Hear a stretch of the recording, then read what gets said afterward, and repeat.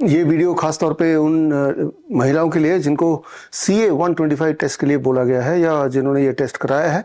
एक माहौल बना दिया गया है, भय का माहौल, थ्रू CA 125 टेस्ट। इससे पहले मैंने आपको फॉर द मेल्स एक ऐसा ही टेस्ट के बारे में बताया था। मेरी किताब है the rabbit tortoise model for cancer की, और उसके माध्यम से भी मैंने आपको पूरे सबूतों के साथ बताए थे। PSA prostate specific antigen test for males. Males में प्रोस्टेट में कैंसर है कि नहीं, उसके लिए प्रोस्टेट का जो टेस्ट होता है PSA टेस्ट, उसका घपला किस प्रकार एक हेल्दी इंसान को PSA टेस्ट के माध्यम से घोषित कर दिया जाता है कि आपको तो कैंसर हो गया है, आप तो मरने वाले हैं, और उस डर की वजह से वो किस प्रकार कैंसर के ट्रैप में फंस जाते हैं। तो वो तो बात की मैंने मर्दों की, अब मैं बात कर लेता हूँ महिलाओं की। मैं पिछले कुछ समय से देख रहा हूँ कि महिलाओं में ये वाला टेस्ट बहुत ज़्यादा रिकमेंड होने लगा है, और जिससे महिलाओं के बीच में कैंसर के डर का माहौल और बढ़ता जा रहा है। तो इस टेस्ट को समझना आपके लिए बहुत ज़रूरी है। चलते हैं समझते हैं। ये एक टेस्ट है that is called CA 125 cancer test, यानी कि कैंसर स्पेसिफिक एंटीजन। एक तरह का प्रोटीन होता है जिसे CA 125 प्रोटीन होता है बोलते हैं, और ये प्रोटीन हम में से हर एक के बॉडी में होता है। मेल्स की बॉडी में होता है, फीमेल की बॉडी में भी होता है।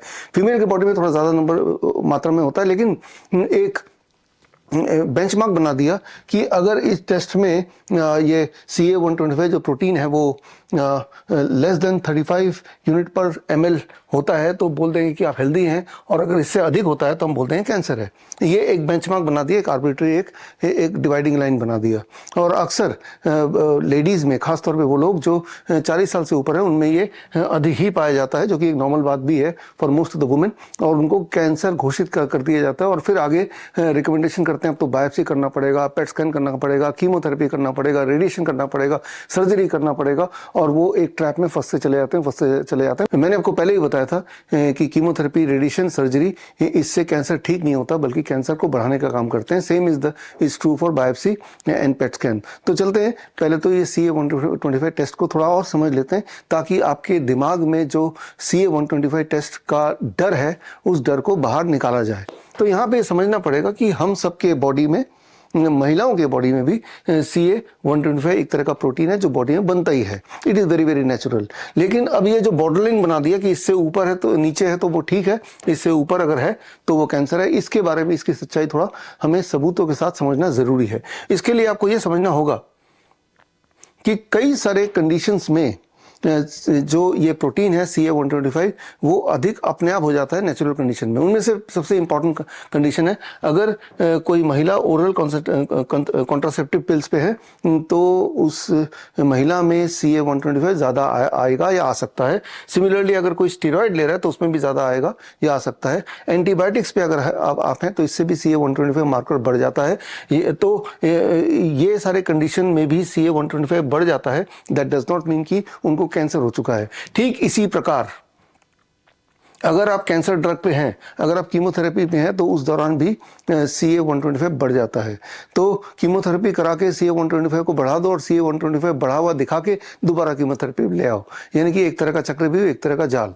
अब आगे समझते हैं non steroidal anti inflammatory drugs, यानी कि पैरासिटामोल वगैरह जब लेते हैं तो इससे भी CA 125 बढ़ जाता है। तो यानी कि वो कैंसर नहीं है, वो is the side effect of this drug.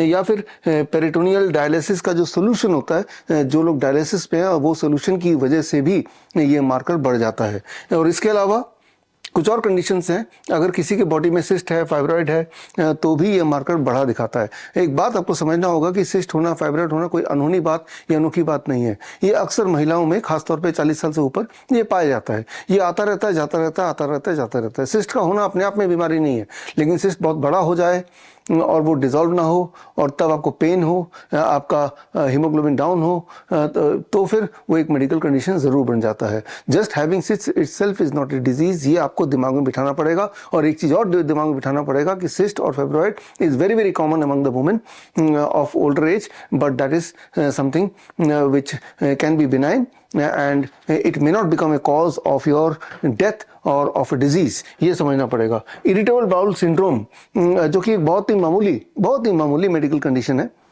इसमें भी CA-125 का मार्कर बढ़ जाता है।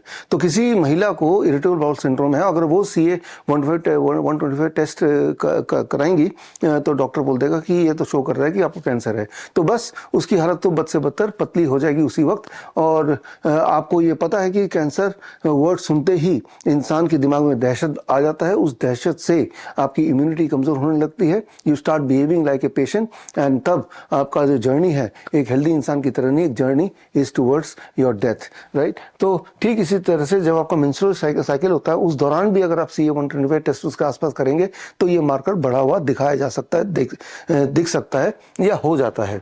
या इसके अलावा और बहुत सारे मेडिकल कंडीशंस हैं, प्रेगनेंसी के दौरान भी CA-125 मार्कर बढ़ जाता है। वेरियस इन्फ्लेमेटरी डिजीज, बहुत सारे इन्फ्लेमेटरी डिजीज है, जैसे अर्थराइटिस है, ओटाइटिस है, गैस्ट्राइटिस है, जितने भी बीमारियां जिसके बाद में आइटिस लगता है, ये सारे इन्फ्लेमेटरी डिजीज है। मान लो किसी को जोड़ों में दर्द है, कोई अर्थराइटिस का पेशेंट है, यानी कि उसके बॉडी में इन्फ्लेमेशन है, तो तब भी CA-125 मार्कर बढ़ा हुआ ही दिखेगा। ठीक इसी तरह से अगर कोई इन्फेक्शन है, जैसे ट्यूबरकुलोसिस किसी को है, एक बात यहाँ पे समझना होगा, मैंने पहले भी बताया था, ट्यूबरकुलोसिस के बैक्टीरिया आपके मेरे बॉडी में इस वक्त हो ही सकते हैं।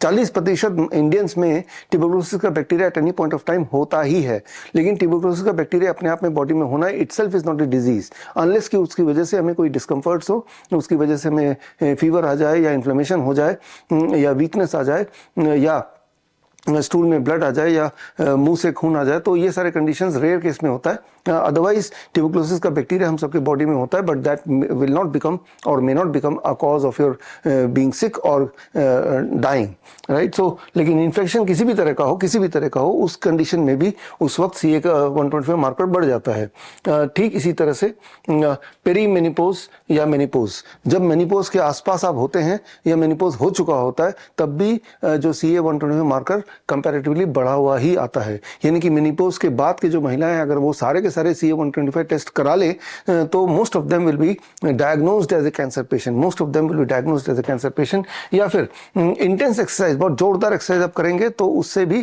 थोड़ा बहुत मार्कर बढ़ जाता है। जब एक्सरसाइज करते हैं आपकी बॉडी में बहुत सारे बदलाव आते हैं और तब CA-125 मार्कर बढ़ जाता है। मैं ये नहीं बोलना चाह रहा हूँ कि एक्सरसाइज नहीं करना चाहिए, मैं आपको ये समझाना चाह रहा हूँ कि CA-125 मार्कर का बढ़ना कई सारे फैक्टर्स पर निर्भर करते हैं। उनमें से बहुत सारे फैक्टर ऐसे भी हो सकते हैं जो एक्चुअली आपकी हेल्थ को कंट्रीब्यूट कर रहे हैं, आपको और हेल्दी बना रहे हैं, लेकिन वो फैक्टर अपने आप में CA-125 बढ़ गया तो आपने एज्यूम कर दिया, जैसे डॉक्टर ने पढ़ाया बताया कि आपको तो कैंसर हो गया, आपने उस बात को मान लिया। ठीक इसी प्रकार एज रिलेटेड भी वेरिएशंस आते हैं। जब आपका एज ज़्यादा हो जाता है, जैसे 50 साल से ऊपर, तब भी आपकी बॉडी में कई सारे हार्मोनल चेंजेस आते हैं। उस हार्मोनल चेंजेस के चलते CA-125 मार्कर कंपैरेटिवली हाई होता है। या फिर कोई एब्सोल्युटली हेल्दी महिला है या और ये सारे कोई भी कंडीशन नहीं है और कैंसर भी नहीं है, तब भी CA-125 इन जनरल उनका बढ़ा हुआ थोड़ा हो ही जाता है।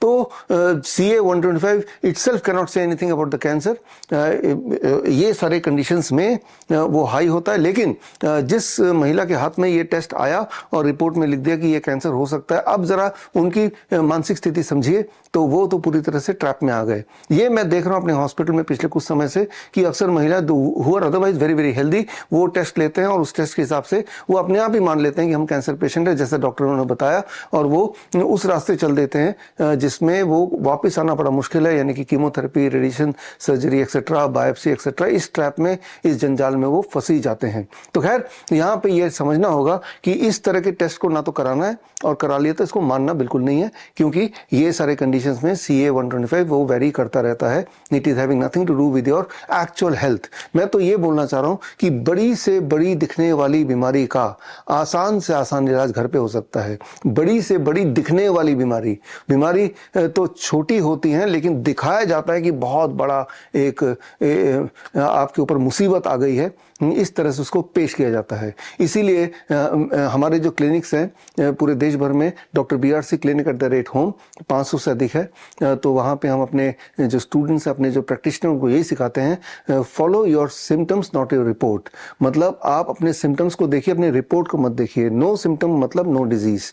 तो अगली बार अगर इस तरह के कोई कन्फ्यूजन हो तो आपको सिंपली इतना करना है कि हम आपके घर के आसपास, आपके शहर में जो हमारे क्लिनिक हैं, डॉक्टर BRC क्लिनिक, वहाँ जाके आप अपने कंफ्यूजन को दूर करें, ताकि इस तरह के जाल में आप ना फंसें। All the best, thank you, जय हिंद।